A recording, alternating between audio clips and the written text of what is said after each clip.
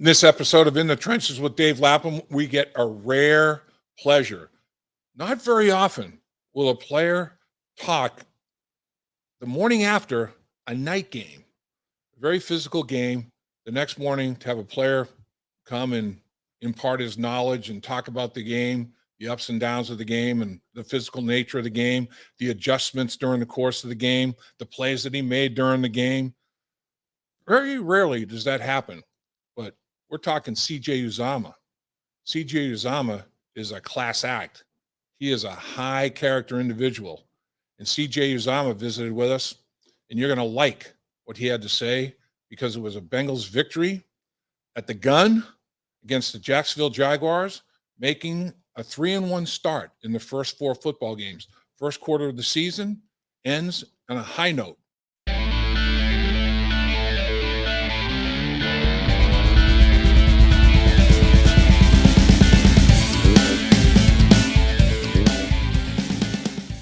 Welcome to this episode of In the Trenches with Dave Lapham, brought to you by First Star Logistics. We're in the beautiful First Star Logistics studio, and our special guest, CJ Uzomah, is down in the team meeting room at Paul Brown Stadium the day after the game, Thursday Night Football. And what a game for CJ Uzomah. Congratulations on the big win, and congratulations on a heck of a performance, sir. I appreciate it. Thank you very much. So how's the body feel this morning after all that, all that physical activity in the wee hours of late night, early morning? Yeah, it's definitely super sore. You always wake up the next day and you don't feel anything really during the game too much because you're in the heat of the moment. And obviously right afterwards, after you win, you don't feel anything. You're on the high of winning. And then the next day you wake up and you're just like, oh, yeah, I played a full game yesterday. I feel some things that I didn't feel going to sleep. So obviously it would be exponentially worse if we had lost and we didn't. So I'm still feeling good. Get that big smile. Get that big smile going. So in a normal situation like this, you guys have, after the victory, you get Friday, today, tomorrow, and Sunday off. But normally, what do you do right after a game? How do you get rid of the soreness? Take us through like the CJ Uzomah week, in terms of taking care of the body, recovery, getting ready for the next football game? Well, actually, I walk my dog a lot. I like just moving. When I had my Achilles, one of the first things I did was get a dog. When they said I could walk, and just being active and loosening up and being able to flush the body out a little bit. When I was younger, my rookie and second year, I just laid around the house, and I was like, oh, if I lay around, my body will be fine, whatever. And I'd wake up, we'd have a hard practice, and I'd be like, why do I feel so bad?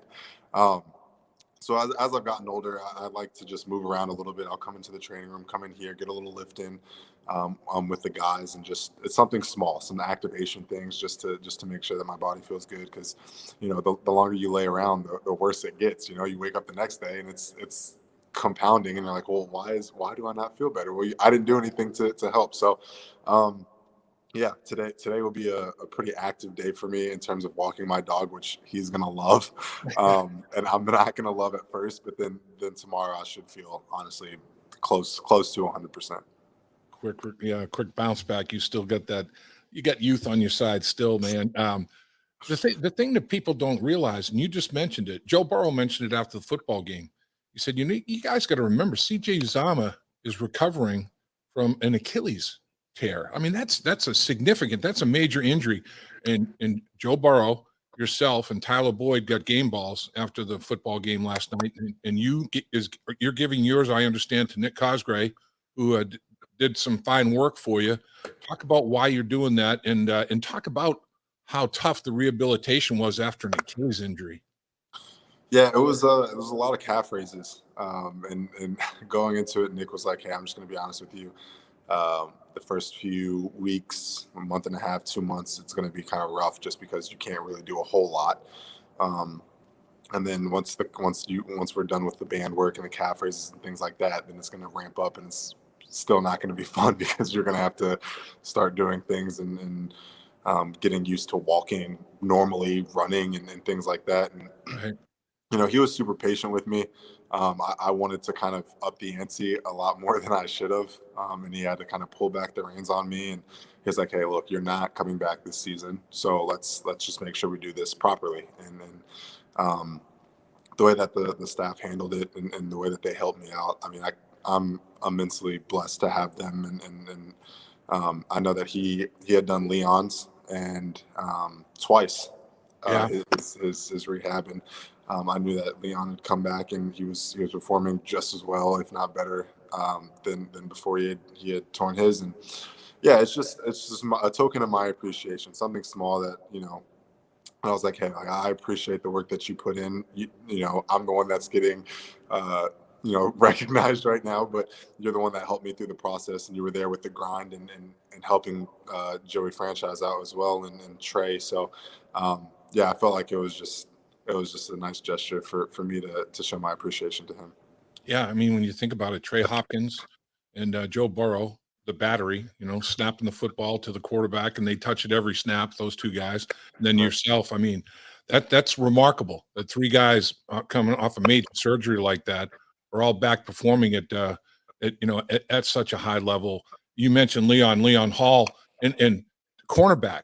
I mean, that's a lot of stopping, starting, changing direction. That's a lot of pressure. You're putting on that Achilles. Same with you. You got to run routes. You're a big body guy getting in and out of cuts and all that.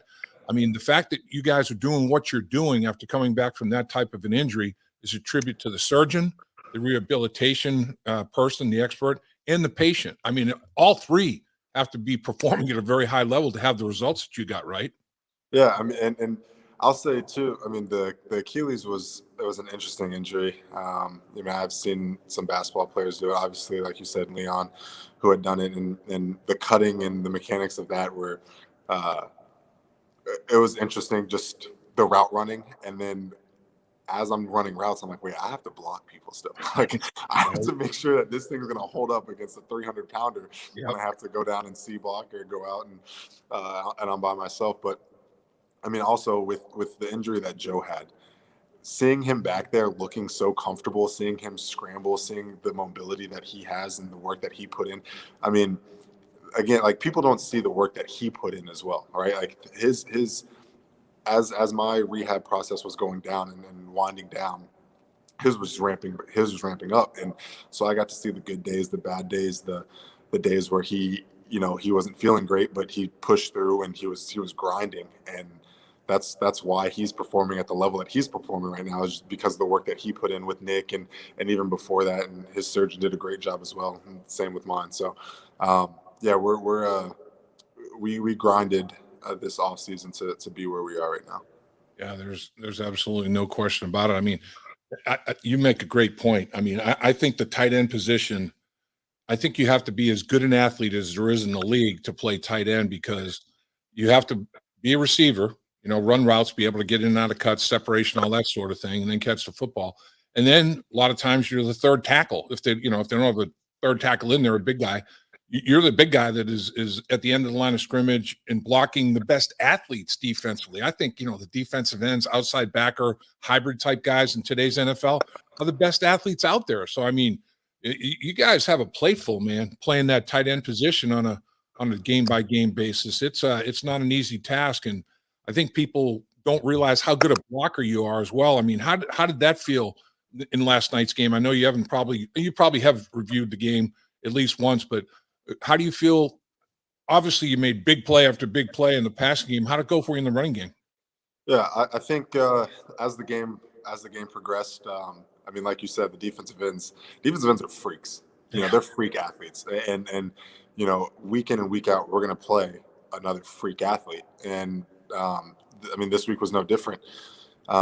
And I feel like my blocking was pretty solid, especially early in the game. As the game wound down a little bit, my technique dwindled, and I was trying to be a little more aggressive than I should have been. And I talked to coach during the game. I'm like, I'm being a little too aggressive. I gotta calm it down.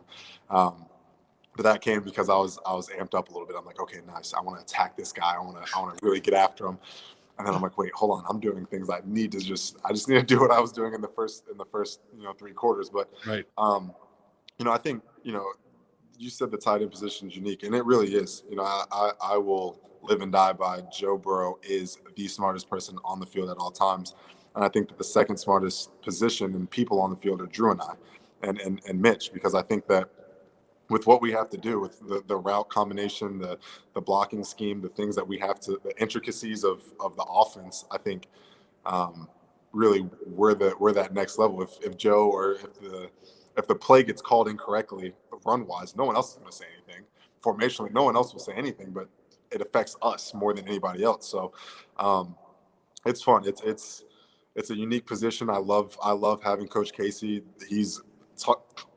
Joe's the smartest person on the field. Coach Casey is the smartest person in this building. I am convinced he watches more film than anybody else. It truly is. It's awesome getting to be coached by him as well. Yeah, and having played in the National Football League, I mean, he knows exactly what you're experiencing, and he's not going to ask you to do something that's unrealistic. It's like, that's a pipe dream. We're not going to be able to execute that. I mean, how important is a guy like that in the performance of the tight end group?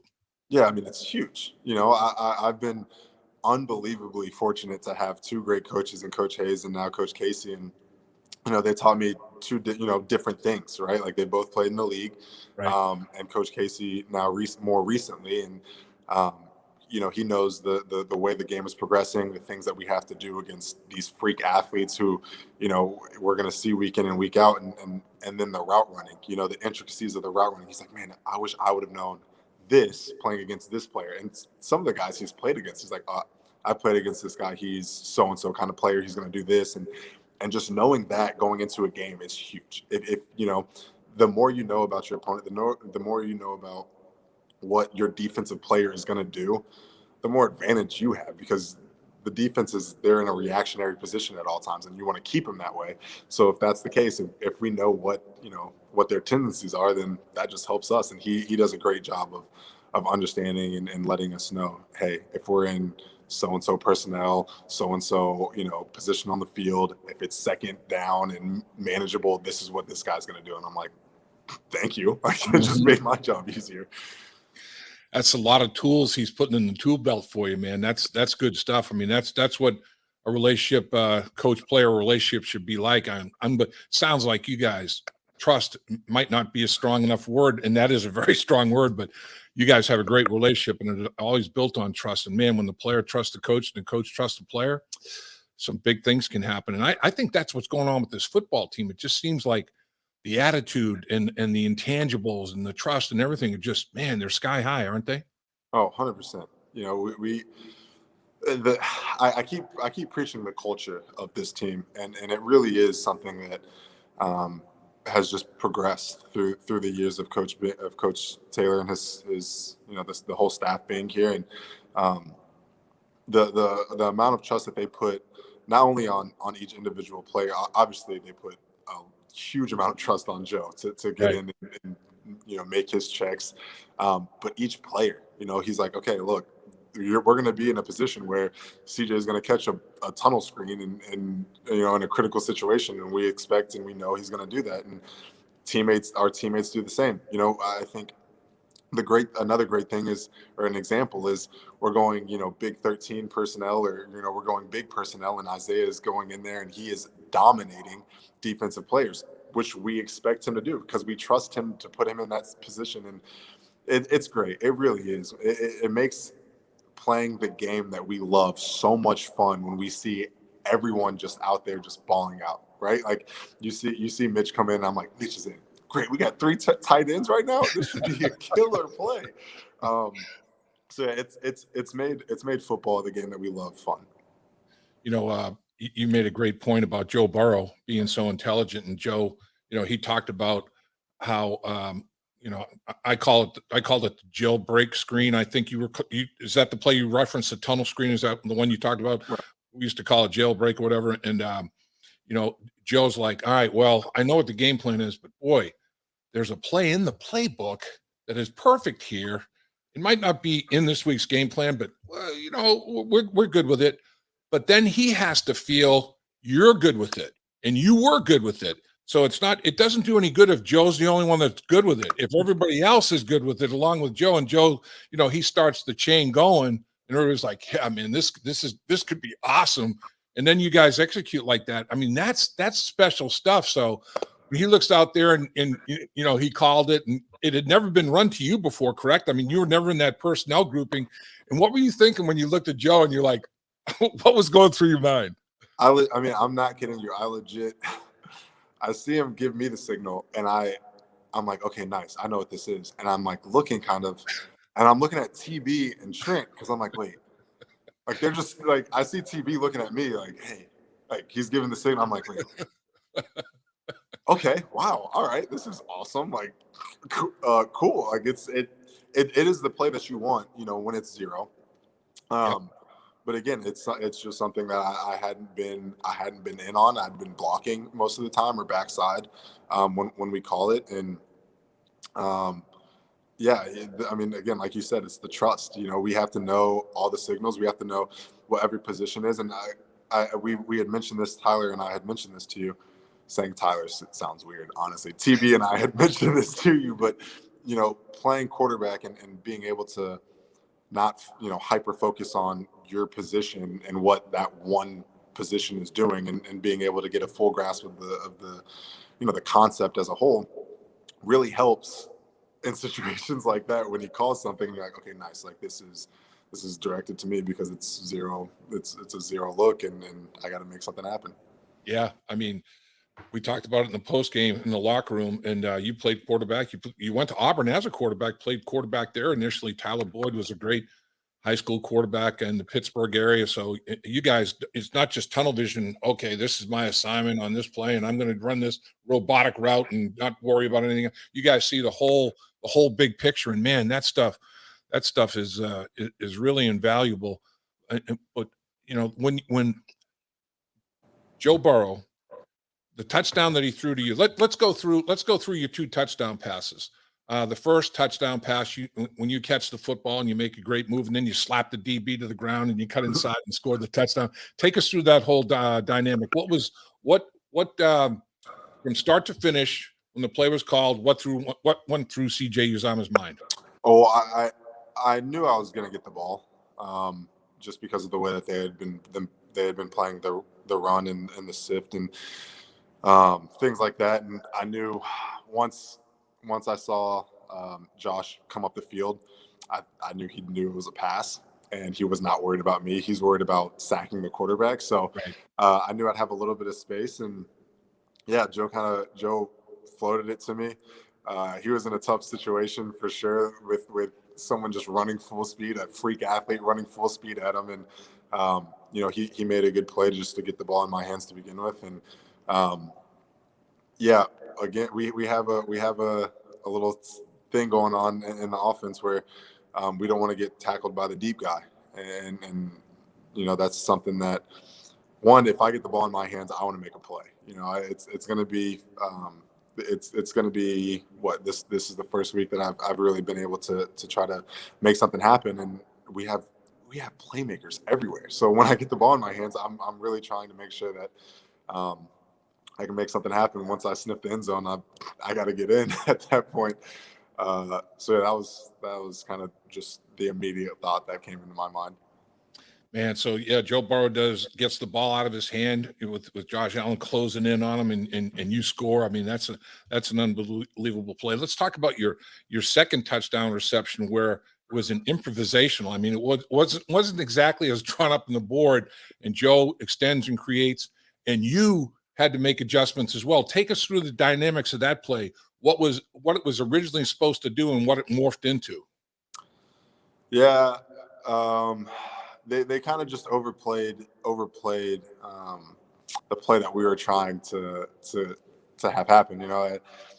Again, because we have so many playmakers, they have to account for TB, they have to account for Jamar, they have to have their eyes in different places, and so once I kind of sat in the window that I was supposed to sit in, really I'm supposed to break out of that, but knowing that they overplayed with TB. And I saw that Joe saw it as well. There was a big void in the middle. So once I'm pretty sure it was Josh that dropped, ended up being the dropper. Once I got around him, I knew that there was going to be another special player who was Miles in that case. Yep. And once I passed him, I knew, again, there's eyes on Jamar. Everyone else is out of the picture right now because of the concept that was going on the front side where I was. And yeah, I saw Joe kind of point. He made a move to the right, rolled out left, and I mean, not many people know how hard it is rolling out to your left and throwing on the move to someone who's running to their left with a defender behind the intended receiver. And I mean, Joe, again, that's a testament to the work he's put in, because I mean, people forget he's elusive back there. He's got amazing pocket presence, amazing ability to extend plays, and that's another thing that we've been harping, especially in the tight end room, that when scramble drill happens, tight ends, we have to get the ball. Like that is our chance to get in phase with the quarterback and make something happen. And he threw a dot to me, and I was able to turn up and score. You guys were in perfect sync, like you said. The movement, it was like almost like synchronized. I mean, with you guys, and like you talked about his mechanics to snap his shoulders around, square him up, and throw it as accurately as he did. I mean, his mechanics and his flexibility, everything is just, he's like Gumby, man. The guy is he's something else to watch. And then we talked about the alley screen, the jailbreak screen, whatever you want to call it, but that one also, that Joe Cullen, the defensive coordinator, was with Baltimore, D-line coach for 5 years. Baltimore Ravens, whenever you get near the red zone, they're going to go zero, which, there's no safety in the middle of the football field is what zero is. Nobody back there. And they had one deep a lot. I mean, that guy's like 15, 17 yards deep. I saw some cover two. And when they did that, you guys ran it really well with the safeties out of the box. But so there's no safeties, and you guys make that check. And there's like once you broke, it's like there's nobody coming here. So that was something that you guys obviously had worked on, knowing Joe Cullen's mindset coming from the Baltimore Ravens here with Jacksonville, that might be the case once again. Yeah, and I mean, it's a short week, so it's tough to fully game plan. Which again, I know you said, or you had mentioned, I don't know if Joe had said, this wasn't really originally in the game plan, but it's something that we know is a zero beater. Right. And we know that when they show zero, they're not bluffing zero. Once we get close to the red zone on the fringe, in a critical situation, we knew from film study, from knowing who he is as a coordinator, that he's going to want a zero and try to bring pressure quickly and make the quarterback make a bad decision. And we had the smartest guy on the field out there, and he was able to see that, adjust, and make the appropriate check. But yeah, that just comes from film studying, knowing who you're going against, and knowing what they like to do in certain situations. Joe mentioned when I talked to him in the post game that I said, "What'd you guys talk about at halftime?" He said, "Well, I basically said to Zach, look, let's spread the field. Let me go shotgun with five. I got matchups. I know I can take advantage of. I know we can take advantage of." And struggle a little bit in the first half. Obviously, don't score any points. Go 1 for 5 on third down. In the second half, score every possession. Every third down basically is converted. Second down was kind of the tough down in the first half. You were facing second and long a lot, and that got you guys out of rhythm. But man, in the second half, you guys were a juggernaut. 24 points scored on every drive. Every third down you're converting. I mean, that was just, night and day. How do you do that at halftime? A simple adjustment like that, and boom, it's totally different. It's like night and day watching the football team. Yeah, I think we woke up, and I keep saying this because I do want to say, I mean, Jacksonville, they played well, and their record, they're going to win some ball games. Yep. They're a really good team, and I think for us, we allowed them to dictate the game early. I think when we didn't get points off of our first drive and we were able to move the ball, I think that kind of got in our head a little bit, like, oh man, no, we have to score right now. This is so critical, and we didn't treat every play as, okay, like, let's just do our job right now. Let's do our job. This one play, next play, and that really just hurt us. We shot ourselves in the foot, and yeah, we came into the locker room and we're like, what are we doing? Right? Like, this isn't who we are as an offense. I heard the defense. The defense was like, what are we doing? We're letting up these points. We made this stop. We got to build on that. Special teams. What do we do? We're supposed to be the best special teams unit in the league right now, and we're having some mishaps. So I think we had to wake up, and we know that we can't continue to start games at such a slow pace and keep teams in and start behind the eight ball. But um, yeah, I think we just had a wake up call at halftime, and some guys spoke up and said that we needed to get our crap together, for lack of better words, and able to come out and like you said, score on every possession. Shouldn't have been up to Evan, but I kind of like seeing him out there, I guess. So I let him kick the game winner. Yeah, that's awesome. You know, when you when you look at it, like you said, the Jacksonville Jaguars, okay, they didn't win the foot. They were up 9 against the Arizona Cardinals and lose the football game. Up 14 against the Cincinnati Bengals, lose the football game. Two good football teams that they're in games with in the second half. For the second time this year, in 2 of the 3 wins, you've had a 14-point deficit that you guys have overcome and won. How big is that? That it didn't just happen once, it happened twice. Now, you don't want it to be a routine every week, but the fact that you guys can do that, what kind of confidence does that build for you? It's huge. It means that we're never out of a football game. And I got the question yesterday. Okay, so if the defense doesn't stop them on that fourth down going into halftime, are you pretty much chalking that up as a L? Right, No, no shot. right. Because again, we come out of halftime and we score every possession. So um, yeah, it shows that we know what we're capable of.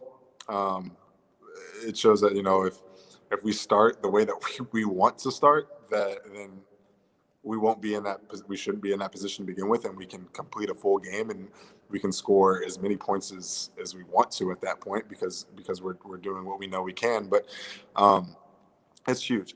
Winning in this league is never easy. Winning a close game is usually how it's going to wind up and turn out.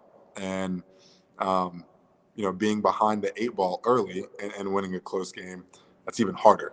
So the fact that we're able to do that, and we know we can do that, is huge going into the rest of the season, because no matter what the adversity, or if you want to call it adversity, on the football field, then whenever that comes, we know that we're good, because we can score when we want to, as long as we're on our P's and Q's. Paul Brown had a great statement, even many great statements, but my first head coach with the Bengals, legendary Paul Brown, said, "Gentlemen, winning makes believers of us all." It's like that's a lot, a few words, big meaning there in those few words, and there's no two ways about it.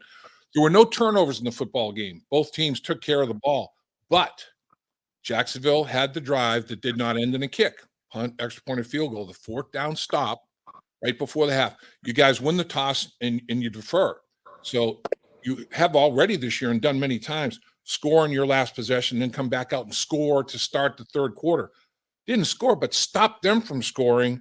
And then you're able to come out and score. So kind of the same sort of momentum builder like that. How big was that fourth down stop? It's a 14-point swing if you think about it. 13, 14-point swing, pinning the PATs, but it's huge. I mean, that gave our defense momentum for sure, and then that gave the offense some confidence, because we feed off each other, which is why it's so fun playing for this team right now, with this culture, with this energy that we have, because we truly do feed off of each other. The defense makes a stop, offense is energized, we're ready to go. Offense goes down and score, defense is like, all right, hey, it's our turn. It's our turn to make a stop again, get the offense the ball back so they can score again. So it's awesome to see how much we play off of one another, how much our energy and the plays that we make. I mean, you see guys getting excited. Logan scoring or getting 2 interceptions, like, I'm pumped up. I'm going crazy on the sideline for Logan, because I know, the work that he's put in. He's my brother. We're in here all the time, you're just talking crap to each other. That's I call him Dash from The Incredibles. He looks like Dash to me. That's awesome. Um, That's great. he went from I'll say that he went from Incrediboy, from like the little evil villain, to Dash after those 2 interceptions. Um, so yeah, it's huge, and it's awesome to also know, when the offense is struggling, the defense is going to make a play, and when the defense is struggling, they look to us to continue to score points until they get it together. So yeah, it's fun. I'll say that. I don't know if you can tell or not, but I'm having a lot of fun right now. Oh, there's no doubt. Okay, so the final phase, special teams, the offense, defense, special teams, and complementary football, all of it playing off each other.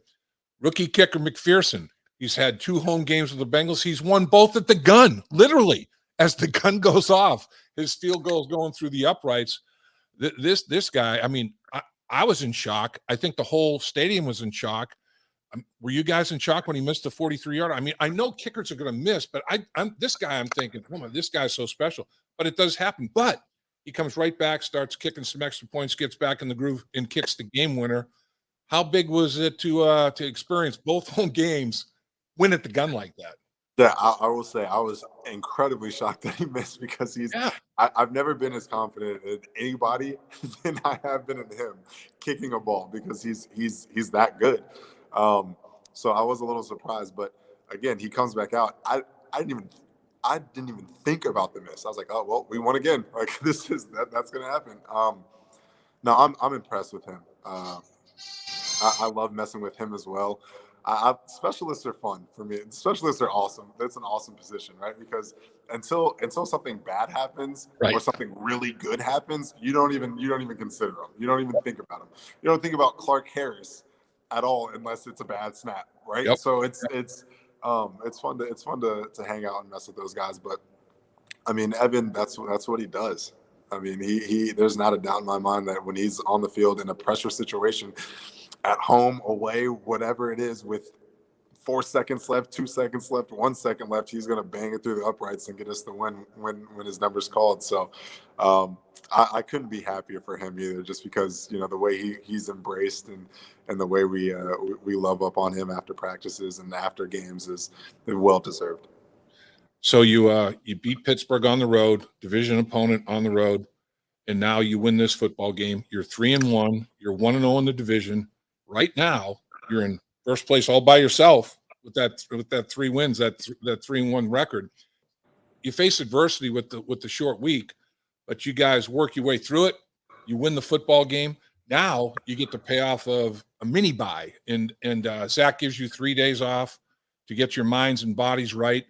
In come the Green Bay Packers.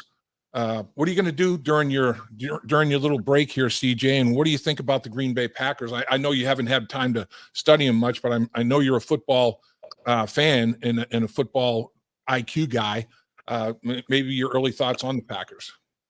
Yeah, during this little mini bye, I'm just gonna chill in Cincinnati. I know the tight ends are here, so we're gonna go to a nice little dinner at Walt's. It's my favorite Nice, place. Favorite place nice. here. Um, I'm just gonna hang out. I'm gonna walk the pup, come into the stadium a few times, just see some of the guys. I know some of the guys that are nicked up. They have to get treatment, so I just want to be here with them because I know a lot of the guys are going to be out of the stadium, just getting their mind off of things. So that's pretty much my plan. Hang out at the house, walk the pup, come in here a little bit, and eat some good food. As far as the Packers, I am a fan. I'm a big fan of Aaron Rodgers and who he is as a competitor. I'm close with their tight end, Robbie T. I Mhm. think he's a really good player and a good tight end. And offensively, we know that I know what they can do. I know our defense knows what they can do, and we're going to have a good scheme for them. And defensively, they fly around. They fly around out there. Again, we're going to have to go against some pretty good D ends this upcoming week, but we're up for the challenge. I'm excited to be able to sit back and watch some Sunday football without uh, the pressures of playing in the game. So I'll get to watch their game, which will be nice and insightful as to what they do and who they are as a defense and kind of the schemes that they have in the red zone or middle of the field, backed up, whatever, which will be nice. It's always, from my perspective, it's always good to watch, which is why I love being able to watch film with Coach Casey, is because I'm not worried about pressing a button or rewinding or doing this and that. It's literally I get to just sit down and just watch ball. Um, so I'm excited to be able to do that and watch them and hopefully get a little insight as to what they have planned for us. And finally, injuries are always a factor in the National Football League, and the secondary was nicked up, and there's no question about that. You're down two players like Awuzie and Bates. That's significant. I mean, those are two ballers right there, and the depth showed up. Guys stepped up. Guys held down the fort. But now you get that extra time for guys to heal up, and who knows? Maybe for a normal Sunday, they might have been able to play rather than the short week Thursday. But you got the cards that are dealt to you. You got to play them, and now you get time though to maybe get everybody all hands on deck, even more so for the Green Bay Packers. So it all comes as you're sitting 3-1. It all comes into place in an opportune fashion for you, no doubt about it. Yeah, 100%. And again, we trust in everyone.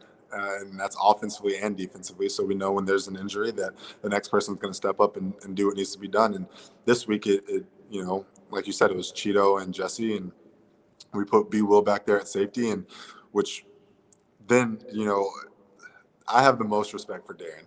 He's having to deal with a lot of different things. When an injury or something happens in the game, he's the first one that has to know because it affects everything on special teams. Yep. And with Jesse, B. Will is one of the best returners in the NFL. And so his role on special teams got, just completely wiped out. And other players had to step in that, in those phases. And we got to watch B. Will show what he can do at safety. And we got to see Trey Waynes back, and that was awesome for me because, again, another player who's coming off of an injury and getting to see him play was awesome. But yeah, now we have this mini bye where people can come in, make sure their bodies are where they need to be to finish off the rest of the year, hopefully. And just focusing on this game, it's huge to be able to have, to be able to come out Thursday, short week with a win, and hopefully have the guys that we need back by next Sunday. Well, I'll tell you what, really appreciate you carving time on a day after a game, a night game, a late night game, and here it is on Friday morning, and CJ Uzomah is visiting with us. You're a class act, and I'll tell you, you've big impact on this organization, on the field, off the field, in the locker room, you name it, anywhere around town. You represent the Cincinnati Bengals in a way that I know they're very, very appreciative of, and they're very, very proud of, and nothing but good luck to you because you certainly have earned it. You deserve it. And I hope this football team continues on the right track and avoids major injury and see what happens. Let it all go. Let it all ride. Play it 1 week at a time, my man. Every week, it's a 1-game season, 17 games in the season, and see how many 1-0s you can get, right? Exactly. That's how you got to approach it. CJ, can't thank you enough. Take care of yourself. Take care of your dog. Walk the dog. Get a little healthy. Have a good week. Thank you very much. I appreciate it. Hi, Dave Lapham here. Have you heard about In the Trenches with Dave Lapham, presented by First Star Logistics? Catch new episodes from the world of sports and broadcasting. Search for In the Trenches with Dave Lapham on YouTube or wherever you get your podcasts.